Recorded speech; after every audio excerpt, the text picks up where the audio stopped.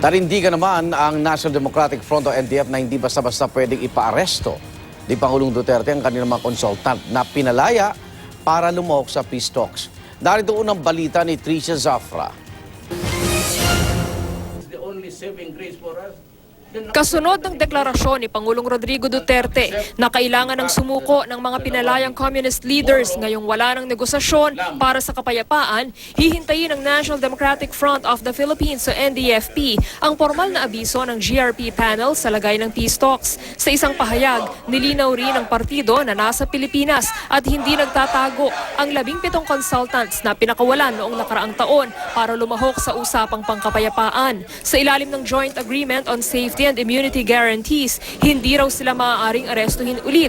Hindi rin daw sila nawala sa jurisdiksyon ng mga korte. Nakalaya raw sila sa pamamagitan ng piyansa para sa loob ng 6 na buwan. May permiso din sila mula sa mga korte para sa pagdalo sa naunang 3 round ng peace talks. Nakatakda rin daw silang mag-renew ng piyansa ngayong buwan. Sabi ni Presidential Advisor on the Peace Process, Jesus Duresa, ang desisyon ng Pangulo ang direksyong tatahakin ng gobyerno sa ngayon. Wala na raw hihigit sa intensyon ng Pangulo na makamit ang pangmatagalang kapayapaan, pero hindi lang daw negosasyon ang paraan. Improving the lives of people, for example. You don't have to negotiate to know that improving the lives of people is something that will bring peace. Di ba? Addressing injustices. You don't have to talk to the rebels to get all those ideas.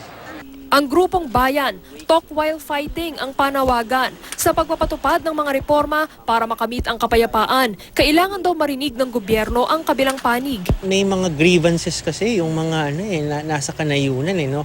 At dapat malutasyon, no? At sino nakakaalam ng grievances na yun, sino nakakaalam ng sitwasyon ng mga mahihirap, yung mga nasa kabilang panig, no? Yung sa panig ng mga revolutionary forces. So mainam na kalahok sila at napapakinggan.